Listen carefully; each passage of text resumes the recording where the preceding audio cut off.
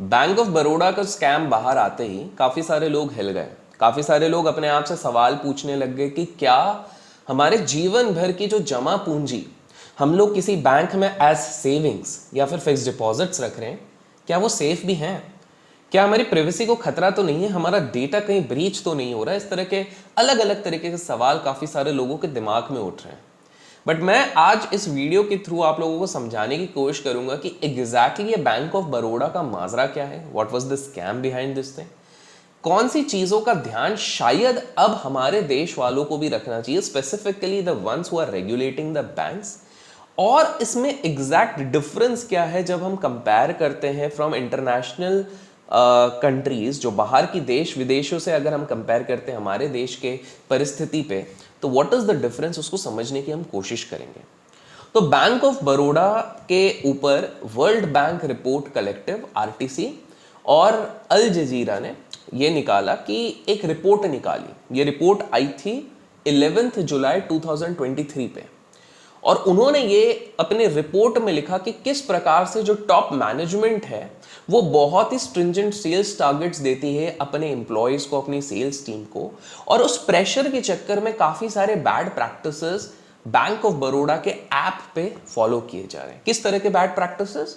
Bad practices कुछ इस प्रकार के कि लोगों को फोर्स किया जा रहा है कि आप अकाउंट ओपन करें। अब स्वाभाविक सी बात है, नॉर्मल लोगों को तो फोर्स नहीं किया जा सकता, तो चौकीदार हो गए, सैनिटरी डिपार्टमेंट में जो काम कर रहे हैं, चाय पानी जो दे रहे हैं, इनफैक्ट कुछ केसेस में ऐसा देखा गया कि अपने ही दूर के रिलेटिव्स या फैमिली मेंबर्स से ये खुलवाया जा रहा है। और उसके बाद जैसे ही ये ऐप उनसे डाउनलोड करवा दिया गया, उसमें एक खाता खुलवाया गया, इमीडिएटली वो ओटीपी का काम होने के बाद उसको डी रजिस्टर करा जाता है, ऐप को अनइंस्टॉल किया जाता है और उसी नंबर से किसी और खाते को लिंक कर दिया जाता है। इससे क्या हो रहा है? इससे एक आर्टिफिशियल तरीके से बताया जा रहा है कि हमारे ऐप के डाउनलोड्स बहुत ज्यादा हो रहे हैं और कहीं ना कहीं काफी सारे लोग बैंक ऑफ बड़ौदा के एप्लीकेशन में इंटरेस्टेड हो रहे हैं। ये एक तरीका का फेक सेंटिमेंट क्रिएट किया जा रहा है just to impress the top leaders of the bank.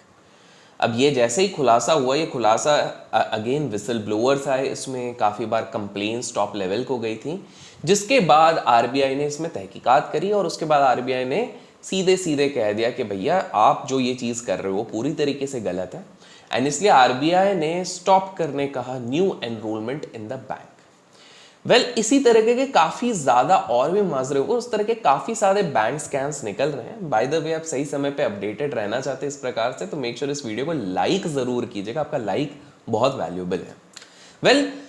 अब सवाल ये उठता है कि ये जो माजरा हमारे एक देश के पब्लिक सेक्टर बैंक के साथ हुआ है, क्या ये विदेशों में भी हो रहा है? क्या विदेश में भी बैंकिंग स्ट्रिक्ट है? क्या सीन चल रहा है?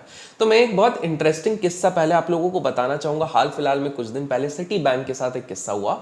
सिटी बैंक के अगेंस्ट एक बैंकर ने लॉ सूट दर्ज करा। वो बैंकर पहले सिटी बैंक में काम करता था और उसको फायर कर दिया गया था, जिसपे कि बैंकर ने एक लीगल केस लड़ने का फैसला लिया as against the bank. Banker का ये कहना था कि उसको इसलिए निकाला गया बिकॉज उसने 2 सैंडविच, 2 पास्ता और 2 कॉफी का बिल कंपनी को दिया। जब भी आप ट्रैवल करते हैं और अच्छे पोस्ट पे रहते हैं तो कंपनी उसको रियम्बर्स करती है, उसके लिए आपसे बिल्स मंगवाती है। इस पे कंपनी का काउंटर ये था कि बॉस आप अकेले गए थे और आपने अकेले ने 2 सैंडविच, 2 कॉफी, 2 पास्ता नहीं खाए, आपके साथ जरूर कोई और था, तो आपने ये छल कपट किया हुआ है, दिस इज रॉन्ग। आप जो क्लेम कर रहे हैं भले ही वो 100 पाउंड की चीज है, लेकिन इसी के चक्कर में निकाला गया, जिसपे कि सामने वाले ने लॉ सूट फाइल करा और बाद में एक्चुअली में उनको एडमिट करना पड़ा कि हाँ, उन्होंने एक पार्टनर के साथ भी सैंडविच खाया, एक पार्टनर के साथ पास्ता खाया और उन्होंने दोनों का बिल, मतलब आप समझ रहे हैं, एक तरीके से आप इधर समझिए 500 रुपए के चक्कर में अगर भारत में हुआ है, आपकी पूरी नौकरी जा रही है बड़े पोस्ट वाले की। That is the level of strictness जिसपे कॉर्पोरेट गवर्नेंस को देखा जा रहा है विदेश में, in contrast to our this thing. और यहां पर हम 115 साल पुरानी एक पब्लिक सेक्टर बैंक की बात कर रहे हैं जिसमें गवर्नमेंट का 64% से ज्यादा स्टेक है, और आप सवाल उठ रहे हैं क्या हमारा डेटा, क्या हमारा जमा पूंजी सेफ है इन पब्लिक सेक्टर बैंक्स में? देखिए, साइज फ्रॉड का बहुत बड़ा नहीं है, केवल 22 लाख रुपीस का ये फ्रॉड है, बट केवल भी नहीं कह सकता हूं, बट नंबर ऑफ एक्सपोज, जो रिस्क एक्सपोजर्स यहां पर हैं कि कितने तरीके के फ्रॉड हो सकते हैं एक रजिस्टर्ड नंबर्स के साथ, वो बहुत अनगिनत हो सकते हैं। तो that is something very concerning. USA की अगर मैं बात करूं तो last year consumer financial protection bureau CFPB की अगर बात करूं तो $37.5 मिलियन की पेनल्टी लगाई वहां की 5th लार्जेस्ट बैंक को। वेल्स फार्गो को करीब $3 बिलियन देना पड़ा था to resolve various civil liability suits.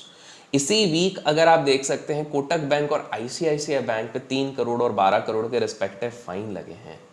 तो सवाल ये उठता है कि कहीं ऐसा तो नहीं है कि हमारे पब्लिक सेक्टर बैंक्स को थोड़ी लीनियंटली देखा जाता है जिसपे कि ज़्यादा बड़ी हैवी पेनल्टी इंपोज नहीं होती है। क्योंकि हमने ऑफ एंड ऑन देखा हुआ है कि जो सबसे बड़े स्कैम्स जो निकल के आए हैं, चाहे वो 92 का हो, 2000 का हो, 2008 का हो, नीरव मोदी का हो, कहीं ना कहीं एक पब्लिक सेक्टर बैंक का इन्वॉल्वमेंट होता है। आपका इस पे क्या कहना है कमेंट्स में जरूर बताइएगा। और ये था बैंक ऑफ बड़ौदा का जो एग्जिस्टिंग स्कैम हुआ है। आशा करता हूं आपको कुछ सीखने मिला तो लाइक शेयर सब्सक्राइब करना ना भूलें। Till then keep learning, keep growing, keep investing and keep trading.